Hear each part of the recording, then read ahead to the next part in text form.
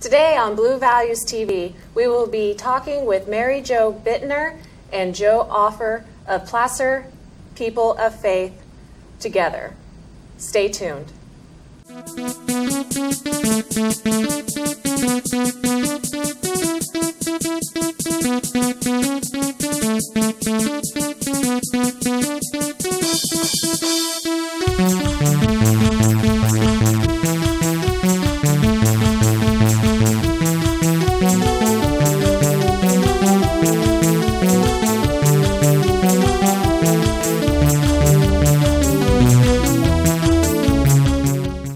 Blue Values TV is a production of Blue Values Coalition. Blue Values Coalition is a nonprofit organization dedicated to inspire, engage, and educate our neighbors in the governance of our communities. Please visit us at www.bluevaluescoalition.org. Today we have Mary Jo Buettner and Joe Offer of Placer People of Faith Togetherness. Together. Welcome. Hello. Hi. Good morning. So please tell me, what is Placer People of Faith Togetherness? Okay. Placer People of Faith is a group of community organizers who are part of PICO. PICO is a national organization, People Improving Communities Through Organizing, and there's about 1,000 federations around the country. We're the Federation for Placer County. It's different groups in Placer who are doing a variety of things, working on criminal justice, another that's working on homework and issues with parents, another one's working on restorative justice. So each local organizing committee is working on a specific issue. Most of them came out of the faith community. So with the early release of inmates, can you discuss how was this formed, your group? Okay, we started work in the Criminal Justice Committee in the summer of 2011. Mary Jo and I are both members of St. Teresa of Avila Catholic Church in Auburn, and it's the nearest public building to the county jail. I worked as a federal investigator for 30 years, and I've been to half of the correctional institutions in the state. So I know that the best time for jails to let people out of jail is at night, because things are quiet in the jail, so it's much less of a security problem to open the doors to let people out. And they have staff that are available doing nothing so they can process people out of the jail. The trouble is that when people get out of jail in the middle of the night, there's no place for them to go, there's no resources for them, no food, usually they don't have money, so often what happens is the first thing they do when they get out of jail is commit another crime, and that's a real problem. Since we were 3 blocks from the county jail, a lot of times inmates would be released, and then the first stop they would make would be at St. Teresa's Church to ask for help. And there's limited things we can do at night to help people. And it's also kind of scary to have convicts come to your door at night to ask for help. So we found out that the jail was releasing a whole lot of people. About half their population were ending their terms in the middle of the night, and that was not very safe. So we started talking with people in the community first, and then with people in the law enforcement community to see what could be done about this. And we worked on that for about 2 years. So yeah, over those 2 years, I think we interviewed over 30 different politicians, department heads, business owners in the community to get everybody's perspective on what they saw. And I don't think the politicians realized that people were being released at night. And so we got fairly quick encouragement to keep moving ahead, because they were surprised too that the people were released in the middle of the night. And we all saw it as a public safety issue, not just for the people in the community, but for the inmates themselves. You know, we interviewed 50 people who had been released for jail over a period of a year. Many of them spent the first night living in a field. They had no access. They didn't have clothing that was adequate for the weather. If you get released in, arrested in the summer, then you get released in the winter. You don't have the right kind of heavy clothing or jackets. And so we started working on all those issues. That is very interesting that people don't realize you get arrested in the summer, you come out in the winter time wearing only what you came in and arrested in from the summertime. I can see where that would be a very important issue. Especially if you're spending the first night, sleeping outside. Now, we heard stories of people being released during the winter time in bathing suits, one in a hospital gown, so that there was a problem. And we talked with the jail commander three times over a period of about 1.5 years. And he was a really nice guy. You couldn't help but like the guy. He looked like Jay Leno, and he was just a good guy, but he was very defensive, and we didn't get anywhere with him. And we tried to interview Sheriff Buettner, and Sheriff Buettner was never available for an appointment. So we had no communication with the sheriff at all.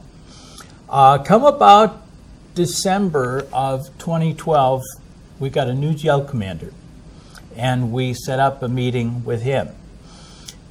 And Sheriff Buettner came along. And Sheriff Buettner said, I understand you've had some problems with the stubbornness of our jail commander. I don't think you'll have that problem now. And this was Captain Wayne Wu, was the new jail commander.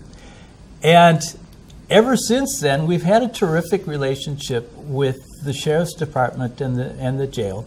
And we work together to improve situations in the jail and in the community. And it's been a very interesting relationship.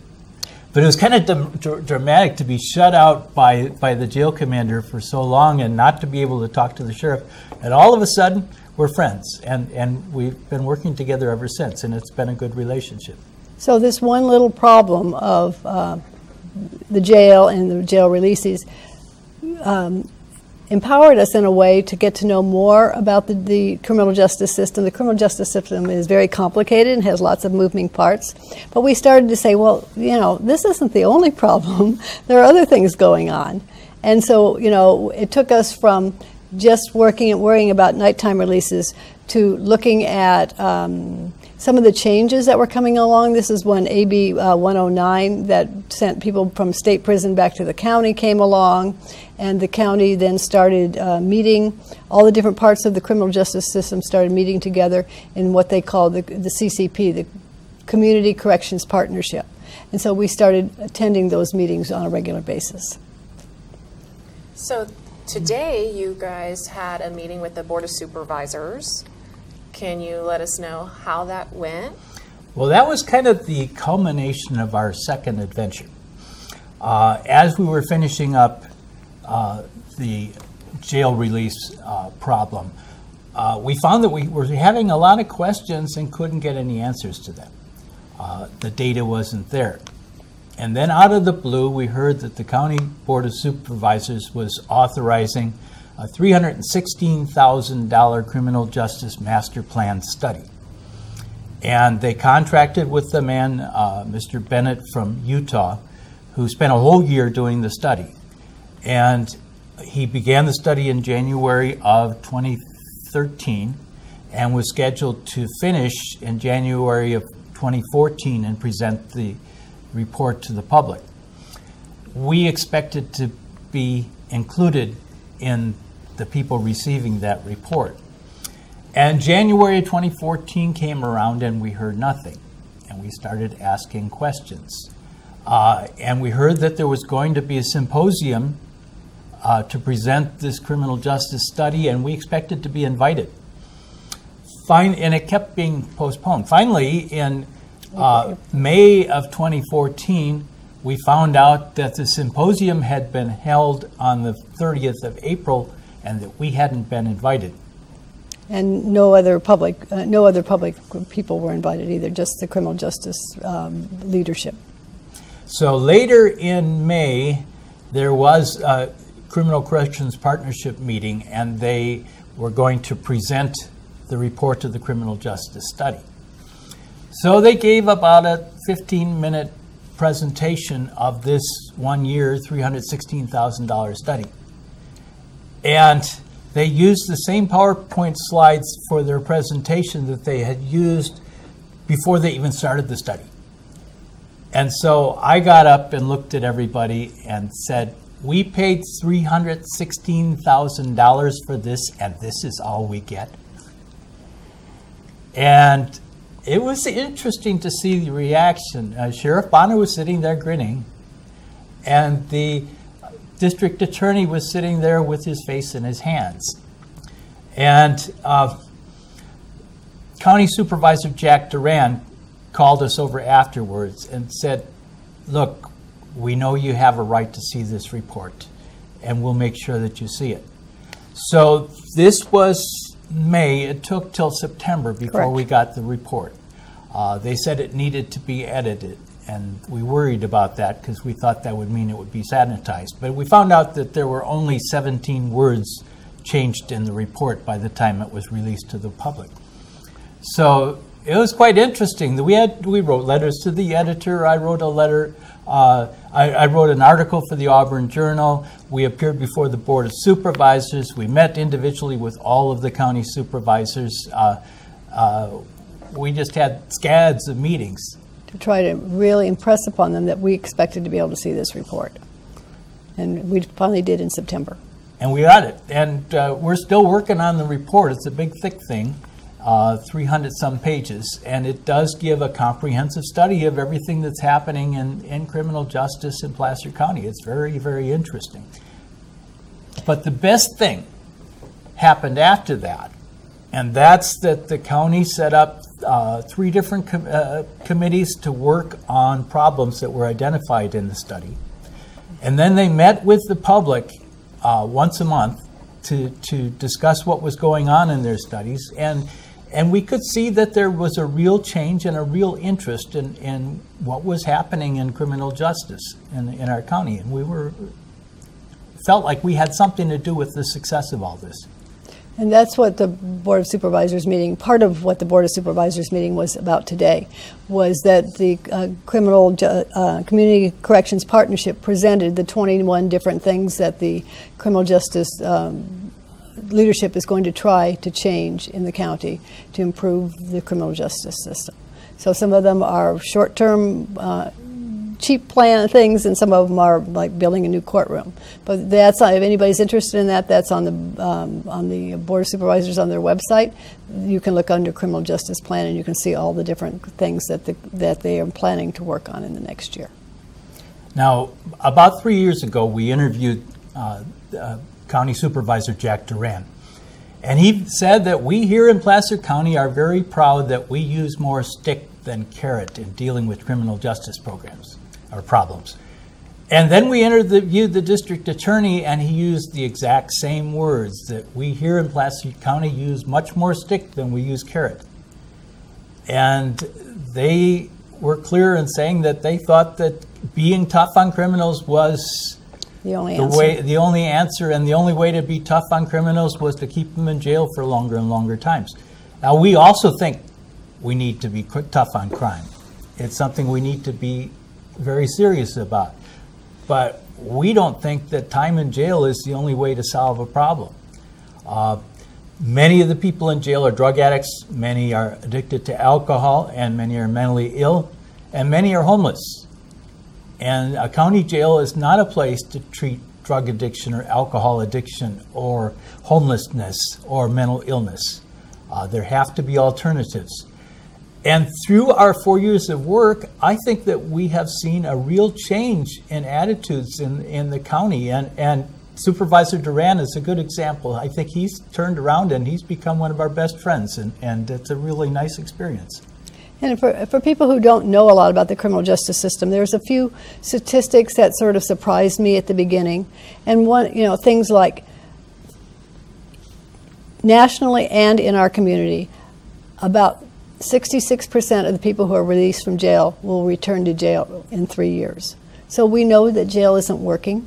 So that's about what they say, a 66% recidivism rate. when we look at all the 21 new things that that the county wants to do, we need to see, does that reduce the recidivism rate? Do we keep more people out of jail? Do we get ones in the system? Do we help them find a different road? Another thing that really surprised me is that 66% of the people who are in our jail have never been to trial. That means they've been arrested, but they don't have enough money to post bail, or in some cases they're not eligible for bail, but many times they just don't have the money to post bail. So they sit in jail for weeks or months until their trial comes up or until they plea bargain. So, I mean, that's a lot of people in jail that could maybe be given some kind of a different alternative treatment, electronic monitoring, something that would be better for them and better for the community. It's $134 a day to keep a person in jail. So those are just some statistics that I thought were important to me and maybe important to other people when you're trying to learn about the system. Now, you mentioned the issues that were in the Bennett report that the community got involved in. Right. Can you tell us, what were these issues and how were they solved? Well, it's an ongoing process. One thing that was happening during all of this was that for about 2 years, we had a $100 million jail here in the Roseville area that was empty. It was completed, almost completed, and it was ready to use, but the county didn't have money to staff it, and there really wasn't a need for it. So it was just sitting there. So it took a lot to figure out what to do with it. Finally, the county has opened part of the jail. They use it for long-term prisoners, and they also have a minimum security facility there that houses 140 prisoners. And they closed the minimum security facility in Auburn, which had been around since 1941, so it was outdated. They also moved the women from the Auburn facility to the Santucci Center. So that they closed the women's section in Auburn. Yeah, yes. But eventually they want to move the women back to Auburn and to make better use of the facility in Roseville. So if they open the new jail completely and they keep the old jail, they will have 1,000 beds. And right now the jail is housing about 640 people. Correct. You've heard the story, you've seen the movie Field of Dreams. If you build it, they will come. Yes. Well, if we have capacity for 1,000 prisoners in this county, somebody's going to fill that capacity. We think there are better solutions. We don't think the jail should be a mental hospital or a drug treatment center. So I think that jail is an expensive facility. It's necessary, but we have to use it wisely. And we don't want to go crazy building jails. We need to do other things with our tax money. So, and when your question about the Bennett report, there are about 100 recommendations for the county in the Bennett report.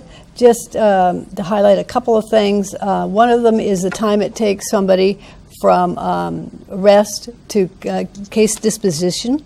He thought that time there was too much lag in that time, and that's what some of those 21 plans that the county has, the CCP, to change things. That's one of the things they're working on. How do they reduce that time? How do they get more people to return to jail, to court when it's when their case is up? How do you have fewer no-shows? There's lots and lots of things. The frequent flyers that come to the jail, the people who have been in jail 20 or more times, how do you work with that population in a different way? So there's lots of little things and lots of big things that the county can work in, and I think that through the CCP, that's what they're trying to address. So we speak as people who were affected by nighttime releases from the jail, of people coming to us and us not being able to help them because we're scared, for one thing, because it's nighttime, and because we don't have the resources to do that. So our position then was to advocate that those resources be provided by whoever is able to provide them. But Placer People of Faith does have a website, PPOFT.org, and so if people want to learn more about it, they can look on there. One of the things that we've been asked to help with in the future is one of the problems with the criminal justice system is that people are no-shows when it's their court time. And one of the problems is in Placer County we don't have great transportation to get somebody from one end of the county at 8 o'clock in the morning to show up for court.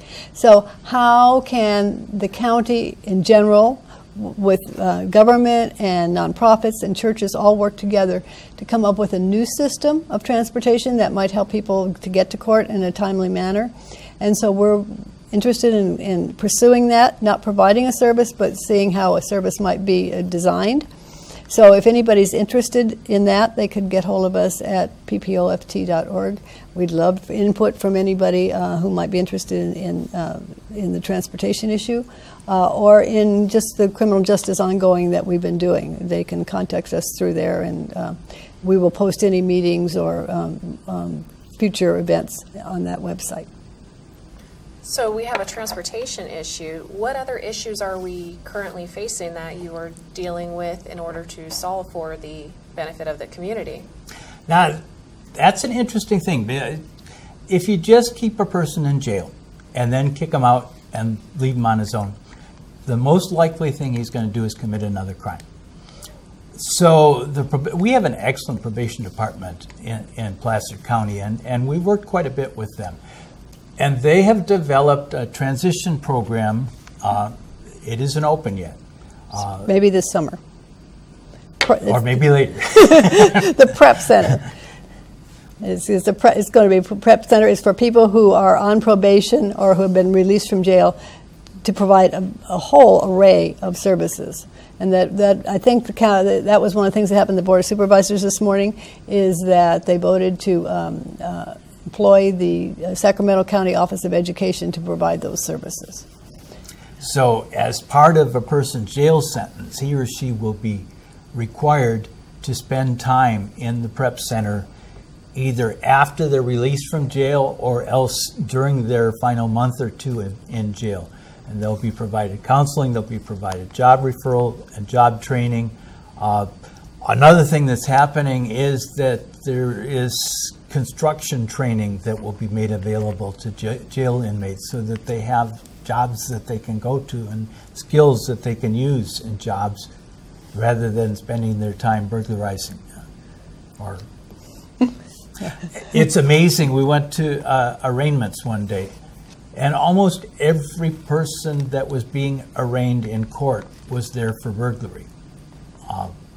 Yes. Oftentimes with a minor charge of possession of drugs along with it. But burglary is, you know, it's not a violent crime, but it's a serious problem in this area, and it has to be dealt with. And so we have to provide alternatives. So drug treatment, mental health treatment, lots of, domestic violence classes, GED, all those kinds of things will be offered through this PrEP Center, which will be housed at the Santucci Center. But you can't put a person in jail for life for burglarizing a house. And so you have to do something with him, or he's just going to go to jail, serve his time, get out, and burglarize another house. So we have to work on those problems and provide alternatives so that people just don't go in a revolving door of the courthouse and the jail because they have no alternatives. So it sounds like you were getting a lot of results coming out of this, out of all the work. Now, when did you start with this process? Well, we started summer of 2011, and all through the time we found that there are a lot of good, dedicated, talented people in county government. But the prevailing philosophy at the time we started was one of punishment rather than correction. And we think that with our input, we've helped to tip the balance and let those good, talented people come forth with their ideas and their talents and make a change in the county. It's been really kind of amazing. And I think that's, anybody who's viewing this program, that's one of the things they can do is to really be informed. Who in the, what are the voices in the county that are trying to make change? and pay attention and get involved and know what some of the statistics are and watch the outcomes and see if we're improving. There's a lot to learn about the criminal justice system. And I think we have to say something about the Board of Supervisors that we have are good people who care a lot for this county. And they're there because they want this to be a good place to live, not because they're on somebody's payroll or anything like that. These are good, honest people, and they've opened their doors to us. They've talked with us. They've listened with us, listened to us, and I think they really care about what's good for this county, and they want to make a difference. So now that you've been able to have a bridge with the officials and being able to move forward, it's looking like now we are being able to do back for the community. And correct me if I'm wrong, we're seeing a change in our justice system. I'm very hopeful that we're seeing a change. That is positive. It's slow but subtle, but I think that there's good things happening in Placer County. And you know, we're a small county. Our population is about 386,000 people. We're a wealthy county, so we don't need to be cheap about things. We can do things the right way. And I think that there's a lot of people in county government that believe that we have to do things the right way, and they're prevailing. And they're not putting up with the system, the status quo. And it's a really wonderful thing to see. So then now for going on now forward with your other plans that you are wanting to work with we have the transportation, we have the rehabilitation. What are some other avenues that you're also wanting to go about with the justice system? We're going to court. We've emphasized the Sheriff's Department and the jail, and we've worked with the Probation Department quite a bit, but we haven't really familiarized ourselves with the court system yet and with the work of the district attorney. So we have started over the last 6 months attending jail sessions, or trials. And it's been very interesting. The courtrooms are open, and anybody can walk in and watch a trial. Every afternoon about 1:30 p.m. there are arraignments in the courtroom next to the county jail in Auburn.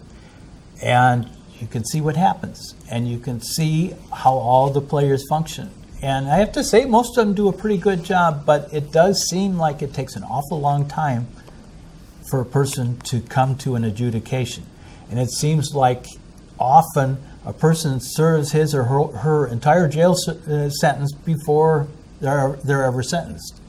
And that doesn't seem right. It seems like the American way of doing things is supposed to be that if somebody commits a crime, they get arrested, they get released on some kind of bail or supervision, then they go to trial, and then they're punished for the crime. But they're allowed to have a trial first before they receive the punishment. In a lot of places in America, that's not happening now. People are serving their jail sentence while they're waiting to go to court. And then they have their court hearing, and then they're released. And that's a backwards way of doing things, and it's not a way to solve the problem. People have to have a sense of fairness in the criminal justice system. It's not that they just wallow in bureaucracy. Something has to be done to change people's hearts and minds so that they don't live a life of crime. Wow. I must say this was very eye-opening, and I thank you very much, Mary Jo Buettner and Joe Offer of Placer People of Faith Together. You got it. I call it PPOF, but Mary Jo doesn't like that term. Thank you so much for being on here today. And again, the website for people who want to get involved in your organization? PPOF.org, PPOFT.org. Thank you. Great. Thank you. Thank you once again to watching Blue Values TV, and good night.